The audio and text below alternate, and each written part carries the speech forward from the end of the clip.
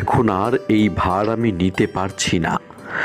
রানীর সাথে তীর্থে যাওয়ার একটা পরিকল্পনা করেছি।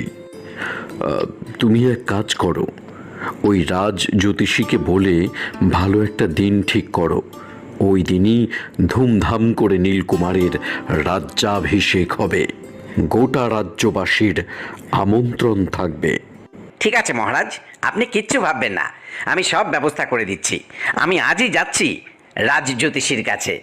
হ্যাঁ যান, আমি রানীর কাছে খবর পাঠাই। সভা আজ এ পর্যন্তই থাক তাহলে।